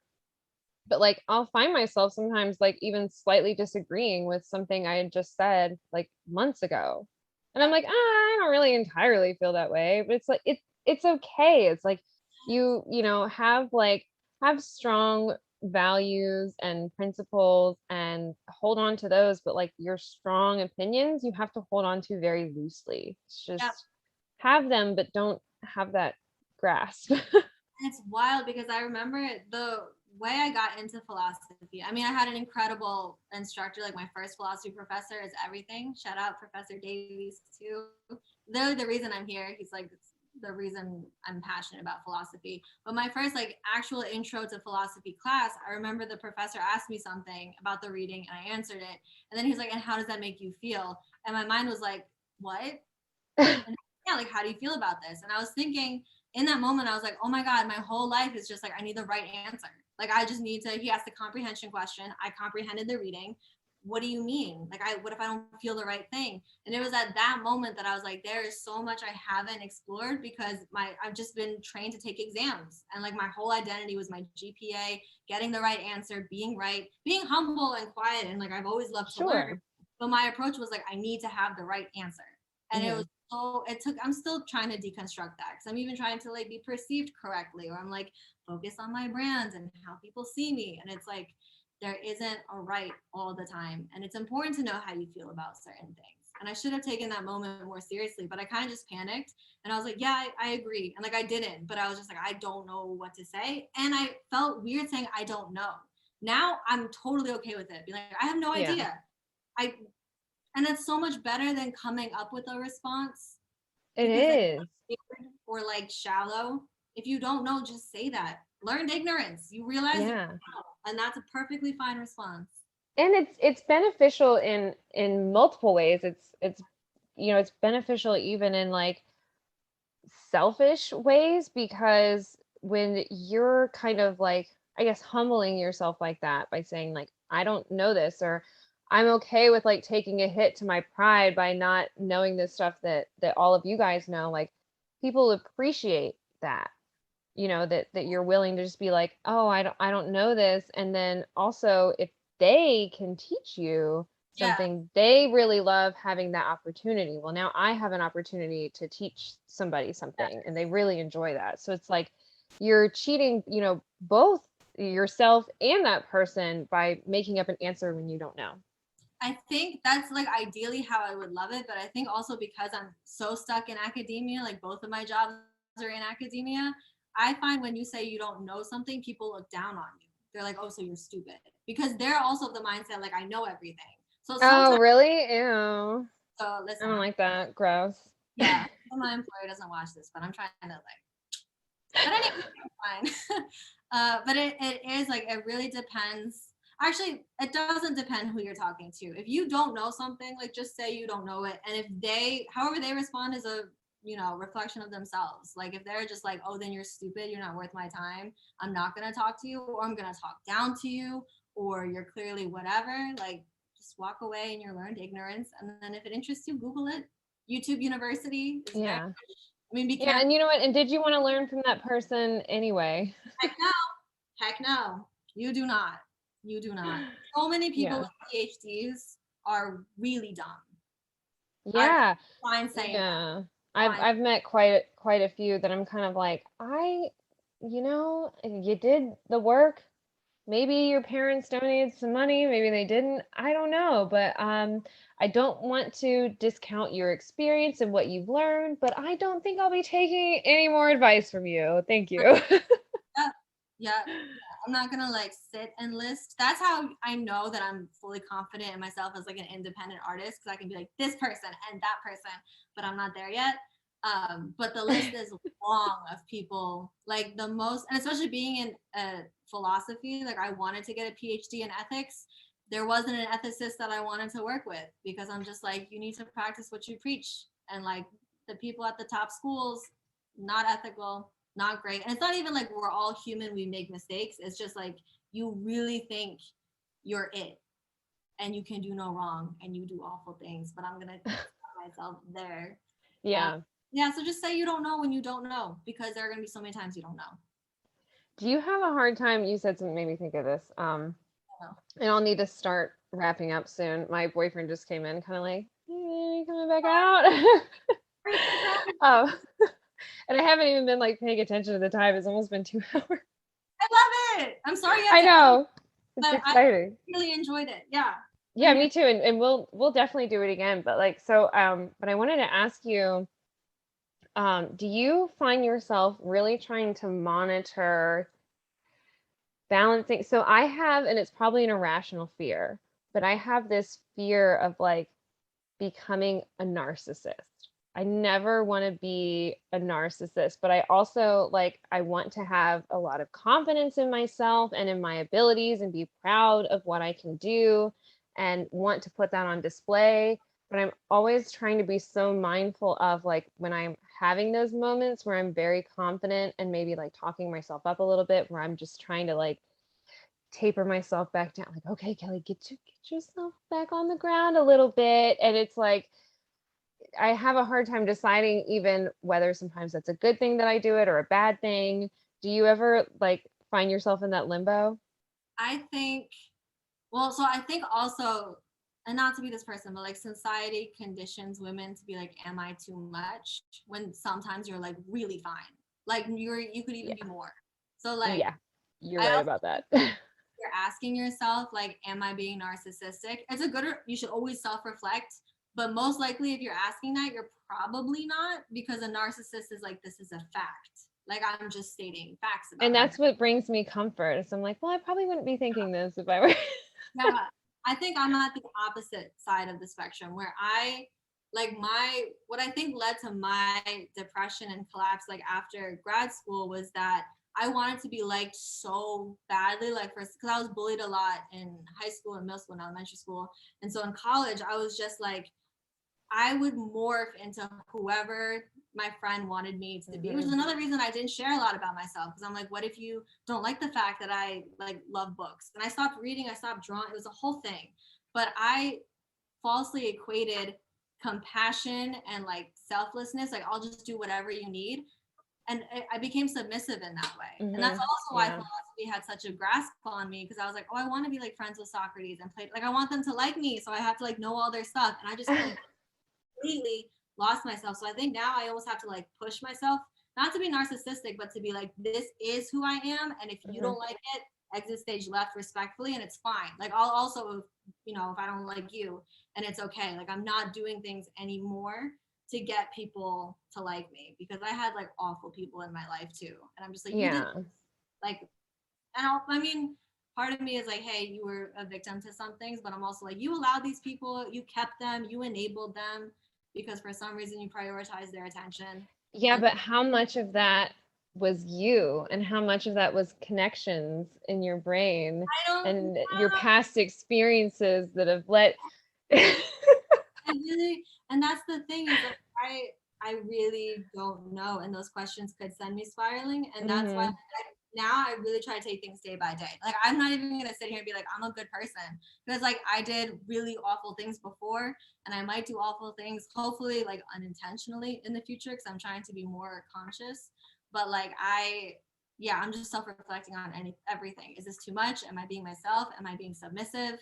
And it's exhausting. But Yeah. it's worse to create a bad habit of not self-reflecting and lose yourself into something that you're not. Yeah. Self-reflection it is really scary and it can be really like tiresome too. It's weird how like exhausting it can be to think about yourself. Yeah, especially like writing this book, there are two scenes in particular, and I don't think I'll ever say which scenes, but they're like very intimately me, and like they're also the ones the least edited, because they came so naturally to me that I think I made like a comma change in one of them, and the Oh, rest of that's the awesome. first draft is just, it's there. And it's like, damn, I looked at it and I was like, you wrote that. You wrote Yeah. that Isn't from, it great when you're moved by your own it's work? I so, especially those ideas that like I get this a lot with my writing, so maybe you can relate, but sometimes you feel like you can't even take credit for the idea because of the way it just flows to you. It just came to you and you're like, I mean, yeah, sure, I came up with this, but also like this just kind of came out of me. I feel like I can't even present it to you as mine. Like, like retweet, make that my only tweet on my Twitter. I don't even have a Twitter. That's exactly, because like people who read the manuscript were like, how did you come up with this scene? And I'm like, it had to have, I don't have it. I don't have it. And that's why I love the story so much, because I feel like it was some kind of a gift to help me reconnect with myself. And I feel bad taking the credit for it. But I really like, not to be narcissistic or brag, but like I love this story so much, and the layers, and like it's helped me love myself most, which is the biggest reason of why the sales don't matter as much. Whether this becomes a movie on HBO doesn't matter as much, because I feel like I can also go back to this. Like I said, I Tower wasn't, of Theo on HBO. yeah, please, or something. Just But also just like throwing that out there. we live in a capitalist society, so we have capitalist dreams. Yeah. But because I'm not religious, and like books have always been my friends and my go-to and like my happy place, the fact that I have my own book now to like reread something and be like, this is how you feel, like every time you've edited it over 3 years, this has stayed the same. explore this more. I'm excited to read it like years from now and be like, oh, this is not how I feel. Or like if I ever have kids and they read it, like that's going to be super magical to me. So the book itself is just pure magic in my own life. And I hope it's magic to someone else's life too, maybe. But It will be. So, like, work like that, writing especially, where the person who made it is that in love with their work. And not only that, because anyone can love their own work, but just have like I think there's a difference between loving your own work and appreciating your own work. yeah, So when you appreciate your own work and really care about it and care about the substance and the value that it's going to bring to other people, most often it will bring value to other people because, again, back to purpose and intention, the intention that you brought along with it is going to come through. So I think it's going to be great. I really wanted to get the manuscript. I think I mentioned this to you that like when you had made the post, I wanted to like be like, yes, send me one. But then I'm like, no, you have these 3 books that you've barely opened so far that you haven't even gotten to, that you no, bought. You have these 10 things on Audible you haven't even opened. And like, you're going to try to tell this person that you can devote time to reading their book and giving them critique on it. Like, no. So I just felt like it would have been like, I certainly wouldn't have liked it if someone was like, yeah, I'll read your manuscript and then didn't actually put in the time they needed. I appreciate you saying that, but you also don't have to say it because it is a lot of work. Like it's 90,000 words. So who's gonna even read it? I don't know. Oh, It's a that's awesome. That's incredible. That's a good novel. it's something. It's 26 chapters. It's all right. But I do appreciate you saying that because there were people, and it is, I mean, I wouldn't say frustrating, but it was also interesting to see like at what point they stopped because it's like clearly they got to a certain point, and then life always gets in the way, and I don't blame the story, and they don't blame the story either. But Sure. it's all knowledge again. It's all feedback, and it's all like there are gonna be people who buy it and hate it, leave a 1-star review, don't finish it, burn it, maybe, who knows? Because that's like the power of a story. Like it's not yours anymore. So Right. Yeah. And I think like, so many creators, especially like, that we've had such a big rise in like YouTubers and TikTokers and Instagrammers who really function off of likes.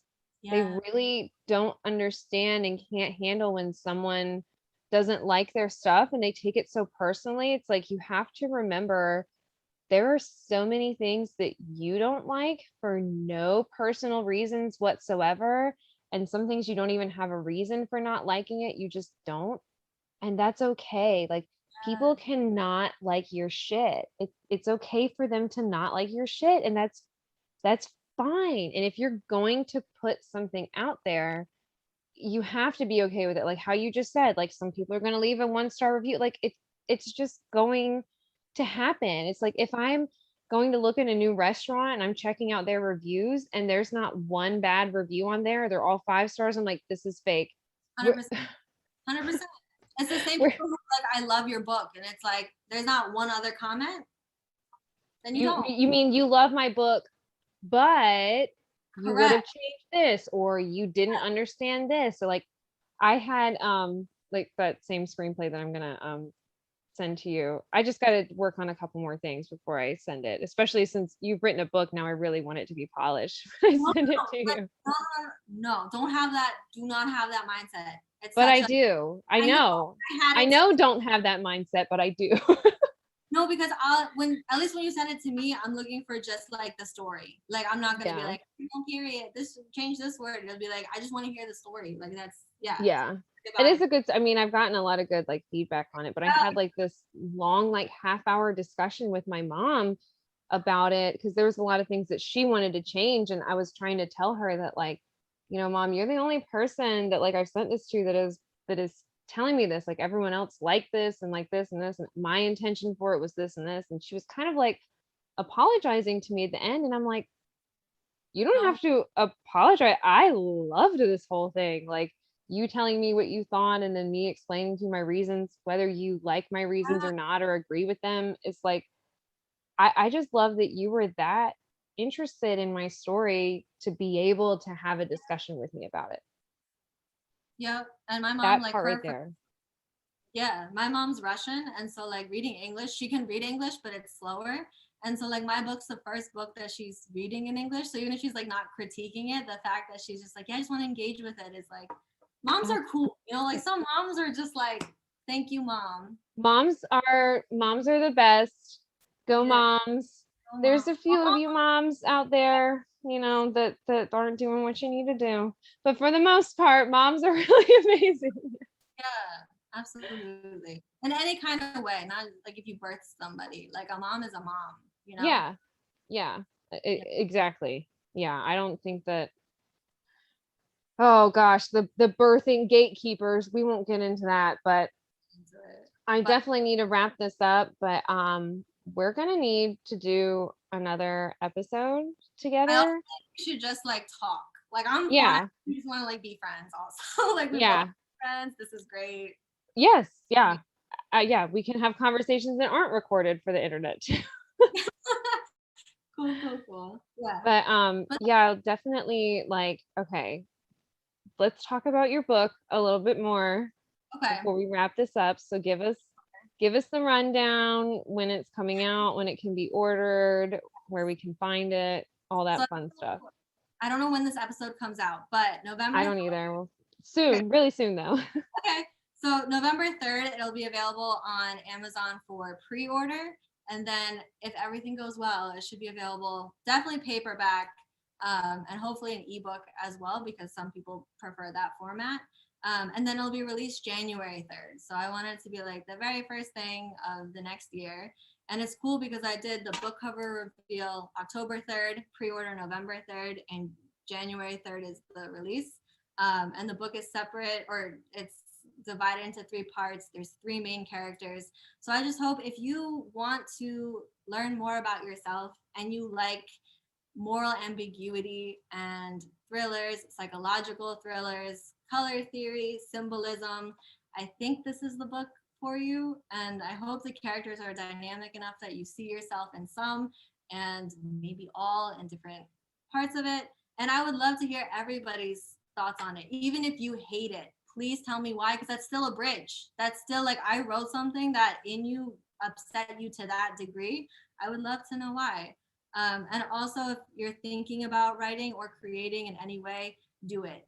Just I can't put into words as an author, can't put into words how great it really feels. Like I could really just sit and cry when I actually think about like this thing exists, and it's a one of one type of moment. And yeah, and I'm cheering you. If you're a creative, if you're a writer, I'm cheering you on. You have someone supportive, 100%. We need more people who actually love what they do and want to put ideas out there. So you already have a fan.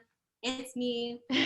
And if you like more ambiguity and philosophical thriller type of books, The Tower of Theo. The Tower of Theo. Hold on. Let's see that cover again. Tower of Theo. Flip it upside down. Give it the flip. Yeah. Love it. And thank you so much for letting me be on this podcast. Like it's every millennial's dream to be on a podcast. So you made my dreams come true. Well, thanks for coming. I love that you just asked to come on. I've been too nervous. I was literally like, hey, this is audacious. Can we please talk? No, I think it's great. I think it's great that you're putting yourself out there like that. It's awesome. I only feel comfortable because you did it. Like it's only because you put yourself out there, and I was like, I really relate to what you're saying, how you're saying it. You're hilarious. Are you for real? Swear to God, like I genuinely wanted to connect with you, and I put that in my message. Like even if we don't do a podcast, can we just Yeah, that's right. You did. Yeah, because it's really, really refreshing to see authenticity. And so I'm really grateful that we connected. And I love this episode. I'm gonna watch it back when I'm having a bad day and be like, this was a really cool moment, a one of one, my first podcast. So yeah, I've watched the one that I did with Nate from On the Rocks. Shout out to Nate from On the Rocks. The one we did, I ended up going back and watching it. I actually I enjoyed like watching it. It was something about watching myself express myself. I don't know. It's interesting. It was weird. But yeah, I think you're gonna enjoy watching it. So hope so. I'm not critical of myself, but no, it's been a pleasure, genuinely. Thanks for coming on, Sasha. Can't wait to have you again. One more time, The Tower of Theo, pre-order November 3rd. It's going to be out January 3rd. There's the cover again. Thanks, Sasha. And till next time. Thank Bye, you. friends. Bye, friends.